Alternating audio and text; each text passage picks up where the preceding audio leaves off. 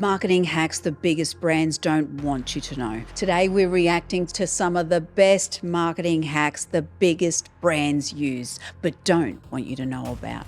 I've been watching viral marketing content from top brands, and some of these insights are absolute gold. If you're struggling to make your brand stand out or wondering how the big players dominate their markets, this matters. Most small businesses think big brands win because of big budgets. They don't. They win because of strategy, positioning, and psychological hacks you can steal.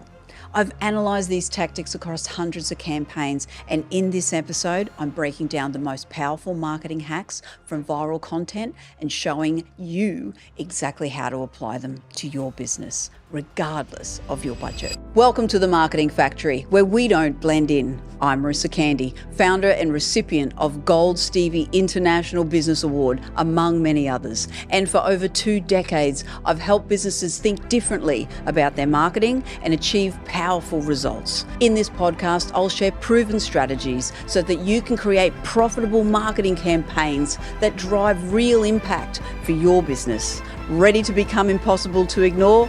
Let's get started. Take a look at McDonald's Instagram page. Do you see any product images? No. How about Nike?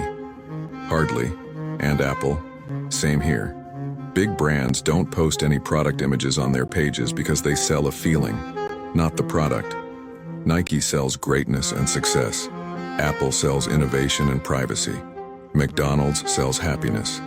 This is called emotional selling. 100%. Can't agree more. I love this.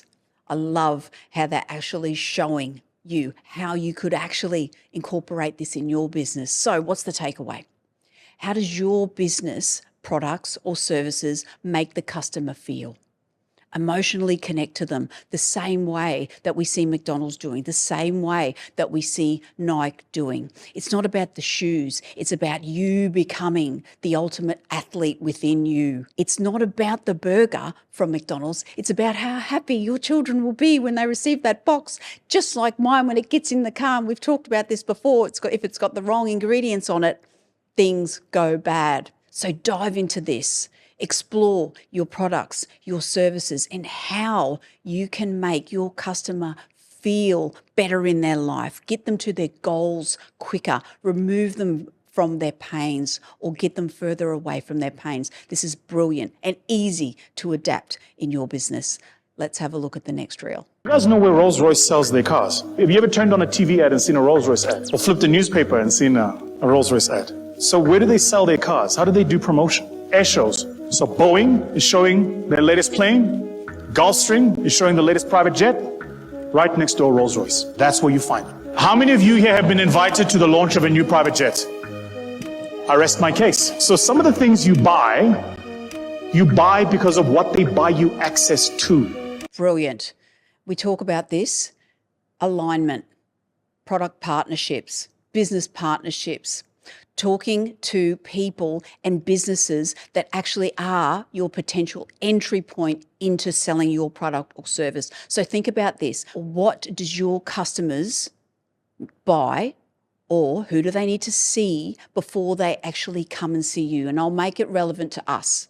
For us, a lot of business owners, they have an accountant, right? And so their accountant sees their financials. Their accountant might see they need help. Their accountant might know that they need to spend some money on reinvesting into the business, their people, their team, their marketing. So that's a great entry point for us. Product alignment. Where do you want your product to sit next to?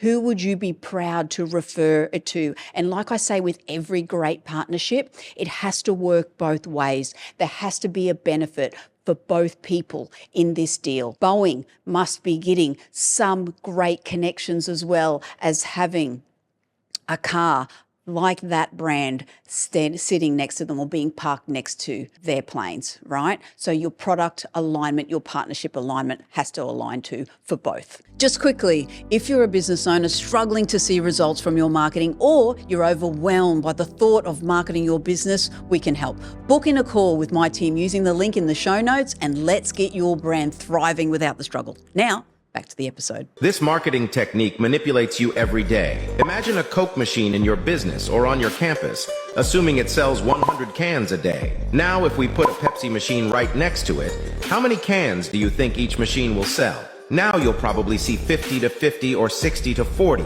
Well, no. Chances are it's going to be 200 cans each. But why? Because when there is only one machine, the question you ask yourself is, am I going to drink a Coke or not? But when there are two machines, the question becomes, do I want a Coke or Pepsi? It's counterintuitive, but having competing stores next to each other can sometimes increase sales of each. Interesting, isn't it? You know, I can't help but think about my previous shopping centre days when I was a shopping centre marketing manager. And at the time when we started in the early 2000s, we had one jeweller.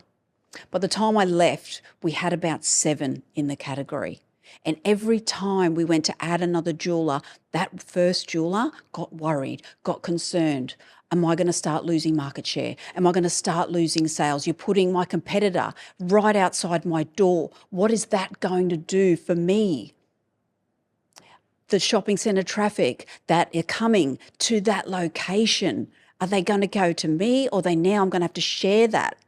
But what actually happened was this: the jewellery category in the shopping centre grew exponentially. And by the time we had 7 independent jeweller brands in that one shopping centre, the jewellery category grew to the point where it became the destination for jewellery. It's where you went when you had to buy that item, that expensive ring, that timeless piece. So instead of thinking that competition is bad and evil, you can welcome it because it actually creates more abundance.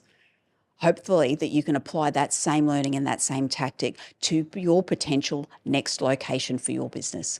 All right, let's get on to the next reel. This is the secret big brands don't want you to know. Apple doesn't make its own phones. Red Bull, they don't brew their drinks.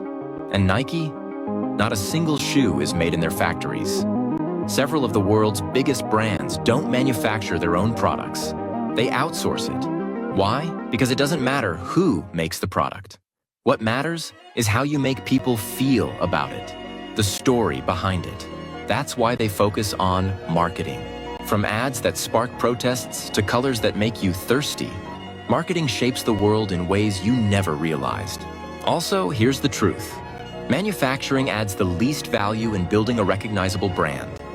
Understand this, and you're already ahead of 90% of businesses. Focus on the story, focus on marketing, and watch your brand take over. We're so emotionally attached to our businesses, especially if you're the owner. Corporates, nationals, you know, they have a little bit more of a unemotional look at their products and what they're selling. Because at the end of the day, if we need to move volume, if we need to really increase and drive sales, the needle that we're actually trying to move is sales. And sales is attached to storytelling. Because through a story, you can build trust faster, get people to believe in your product, and they will buy it more and consume it more and make it become more of a habit. Business owners do get too bogged down sometimes in worrying about the process, the manufacture. And I see so many micro businesses stall because the owner is the operator, is so hands-on with the business that they're not willing to let go of any part of it, from the production to the labeling to the packaging to the selling. It's too much. And you're only one person. You really need to let go of that emotive control so that your business can grow beyond you. These brands use the color green to convey growth, healthiness, and balance. Yeah. You can use purple to show luxury, imagination, and royalty. Use orange to show creativity, fun, and enthusiasm. The color black conveys sophistication, power, and exclusivity. Colors play a vital role in triggering emotions. Psychology of colour. And if you are interested in this, please scroll through the archives of this podcast, because we have done a specific episode on use of colour in your brand and your marketing. So go and check that out, because it does evoke a sense of feeling. However, I must say this, just because it's green doesn't mean that you're locked into only being something that's growing, right? Or you can't be something luxurious because you're not black. Don't pigeonhole yourself like that. I don't like labels myself personally.